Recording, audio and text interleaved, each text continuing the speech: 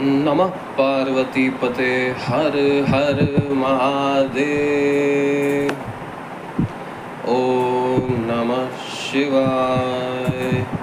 ओम नमः शिवाय।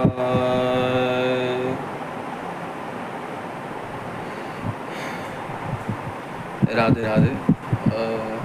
मेरा नाम शिवम वधावन है और सावन के शुभ मास में मैंने डिसाइड करा है कि एक इंट्रोडक्शन वीडियो तो मैं बना ही दूँ एटलीस्ट। तो मेरा इंट्रोडक्शन तो यही है कि भोलेनाथ के नाम पे ही मेरा नाम रखा गया है। तो मेरा नाम शिवम है और मैं 1998 में पैदा हुआ था, तो 27 का तो हो ही गया हूँ और मंगल का साल चल ही रहा है वैसे भी। तो 2 + 7 9, तो ये तो मुझे लगता है होना ही था मुझे 27 का मंगल वाले साल में ही होना था। और कल इंडिया हार चुकी है मैच। कल तो बुरा हुआ, क्या कोई बात नहीं। और हाँ, तो I studied in new Delhi. मैं बचपन से ही दिल्ली में ही रहा हूँ और मेरे पेरेंट्स भी दिल्ली से ही हैं। और चलो स्कूल का नाम बता देना चाहिए। मैं पहले सेंट जॉन्स में था, ज्वाला नगर के स्कूल में। फिर सेंट जोसेफ्स में चला गया 11th-12th के लिए, सविता विहार में है जो।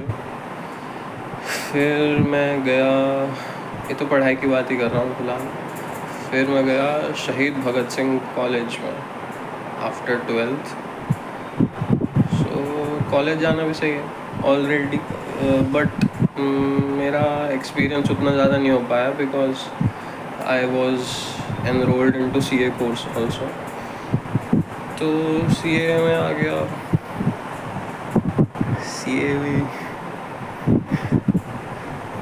CA के बारे में तो अलग ही वीडियो में बोलना चाहिए, तो चलो वो भी बोलेंगे। तो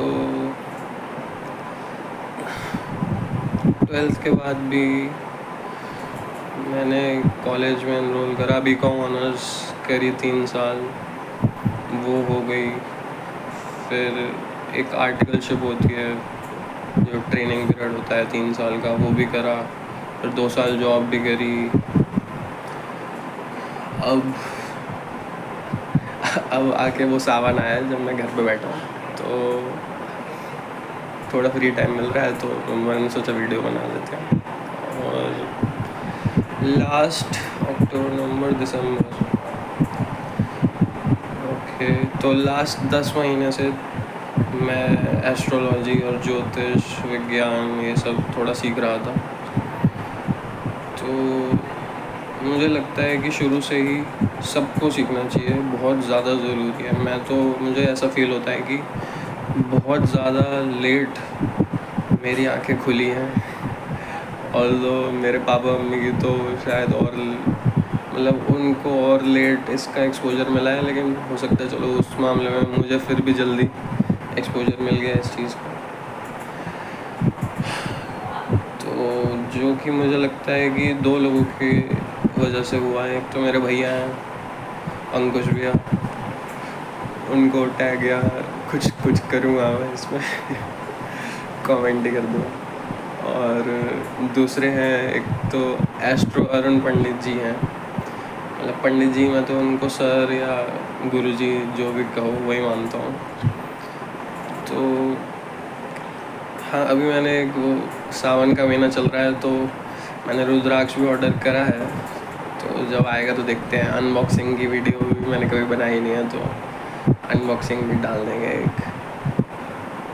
और एक तो यही ऐड कर दी मैंने जेम्स मंत्रा की, तो इसमें जेम्स मंत्रा भी टैग हो सकता है। रुद्राक्ष ये वाला थोड़ा मुझे पढ़ना पड़ेगा कि ये असली है या नकली है। गाइड दी थी एक उन्होंने, वो मुझे पढ़ना पड़ेगा एक बार। उसमें कुछ ट्रिक्स लिखी थी कि पानी में डुबाओ, अगर अगर डूब जाएगा तो असली है, तैर गया तो नकली है। दूध में डुबाओ, अगर दूध का कलर चेंज हो गया 24 घंटे बाद तो मतलब गलत है, ये नकली है। और भी थे काफ़ी। ओके, तो हाँ मैं ये कह रहा था कि ज्योतिष सबको सीखना चाहिए। मतलब हम पूरी लाइफ कुछ ना कुछ पढ़ते रहते हैं, कुछ ना कुछ सीखते रहते हैं, लेकिन सबसे ज़रूरी हम खुद होते हैं। सबसे ज़्यादा हमें खुद के बारे में पता होना चाहिए।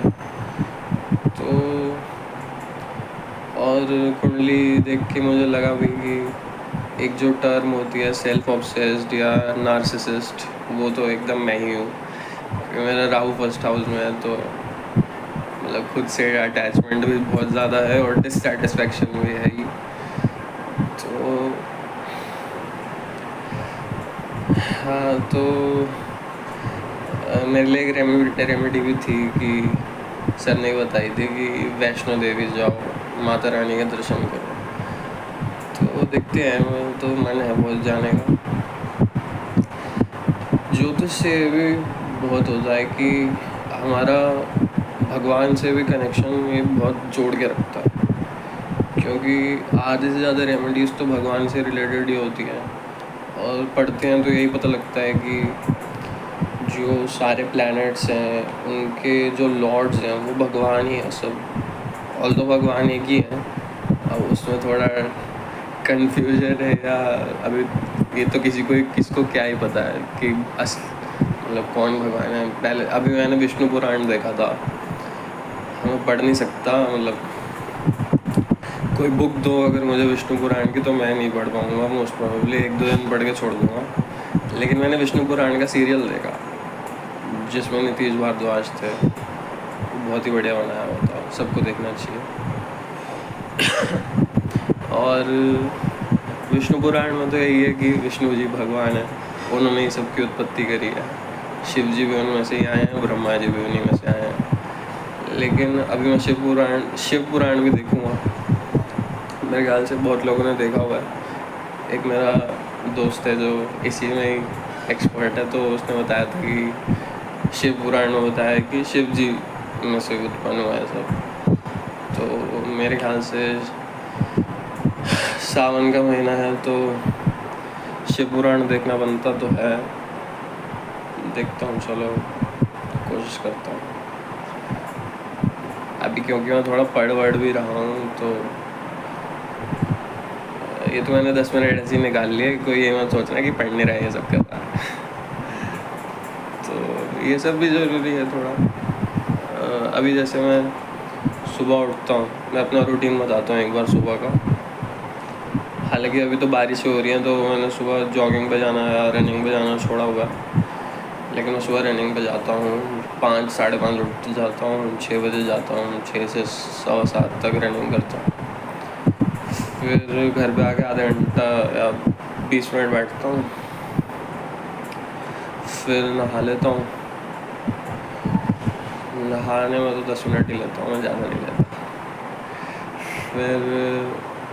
फिर मैंने थोड़े टाइम पहले एक नई आदत, या हमारा घर बना था जब, तो मैं कह रहा था कि जब लास्ट हमारा घर बना था अभी थोड़े टाइम पहले, तो जब बन गया था तो फिर मैं गया था वृंदावन। हाँ, वृंदावन से मैं लाया था एक शंख जो बजाने वाला होता है। एक तो पूजा करने वाला होता है, उसके बारे में मैंने वीडियो डाली हुई है ऑलरेडी, तो वो चेकआउट कर सकते हो। तो उसका लिंक डाल दूँगा मैं, चलो। और तो मैं रोज़ सुबह ही बजाना होता है शंख, मतलब रोज़ सुबह उठ के फिर मैं शंख में एक्चुअली मैं, या तो बोला जाता है कि या तो आप कुछ सिल्वर का चीज़ रख दो, या मैंने स्टैंड पे रखा हुआ है, उसको ऐसे नहीं रखते, स्टैंड पे रखते। तो या तो उसमें सिल्वर की चीज़ रख दो, कोई कॉइन टाइप, या चावल डाल दो, या पानी डाल दो। तो मैं जल रखता हूँ उसमें, और उस जल को मैं फेंकता नहीं, मतलब कोई इधर नाली में नहीं फेंकता कहीं या सिंक में। मैं उसको हमने बाहर ग्रीनरी के लिए पौधे वौधे थोड़े रखे हुए हैं। पापा ने तो पूरा, मेरे ख्याल से हमारे पास 30 कुछ पौधे हैं, तो मैं उधर जाके जल अर्पित कर देता हूँ, जो तुलसी माता में डालता हूँ वैसे तो मेनली, लेकिन बाकियों में भी कोशिश करता हूँ। रोज़ वाले भी फूल हैं तो उसमें भी डाल देता हूँ। तो फिर मैं 3 बार शंख बजाता हूँ, 3 टाइम उसकी ध्वनि बजानी चाहिए, जो मेरे मम्मी पापा को तो बहुत पसंद है। मतलब पापा ओम नमः शिवाय, जय भोलेनाथ, ये सब बहुत बोलते हैं, तो मतलब वो भोलेनाथ में बहुत मानते हैं।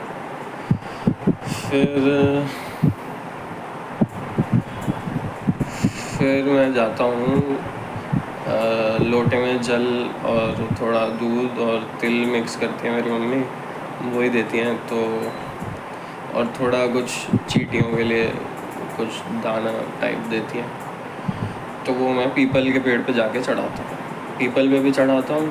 और फिर एक सूर्य देव को भी जल चढ़ाना चाहिए रोज़, उससे थोड़ा लाइफ में कॉन्फिडेंस आता है सूर्य देव को जल चढ़ाने से। तो ऑब्वियसली सब ने बोला ही हुआ है, मुझे तो चलो ठीक है, बोलने जितना बोलो उतना करना। तो सूर्य देव को एकदम ऐसे सीधे हाथ करके एकदम सूर्य देव को देख के, और एक ही लाइन में पानी गिरना चाहिए, और कोशिश करनी चाहिए कि किसी नाले में ना जाए, किसी के ऊपर ना जाए, मतलब किसी पौधे या मिट्टी विट्टी में ही जाए तो ज़्यादा सही रहता है। तो एक तो ऐसे करना चाहिए, मतलब किसी के ऊपर ना गिरा हो। तो हालांकि मैं अपनी बालकनी से भी कर सकता हूँ ये, लेकिन वो ज़्यादा सीन ही है, पीपल के पेड़ के पास जाके ही वहीं ठीक है ज़्यादा, क्योंकि वहाँ पे पौधे भी हैं, मिट्टी भी है। और संडे को तो खासकर मैं मतलब पीतल का एक लोटा है मेरे पास, तो उसमें गुड़, चावल और एक लाल फूल जो है, लाल कलर जो है वो सूर्यदेव को बहुत पसंद है, तो इसलिए लाल फूल डाल के फिर चढ़ाता हूँ।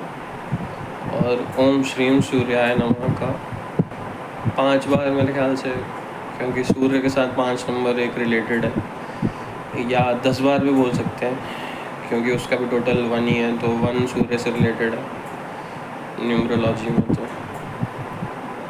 क्योंकि सूर्य जो है वो सारे ग्रहों के देव राजा माने जाते हैं, तो इसलिए उनका नंबर 1 आता है, और सेकंड जो है वो 2 जो है मून का आता है।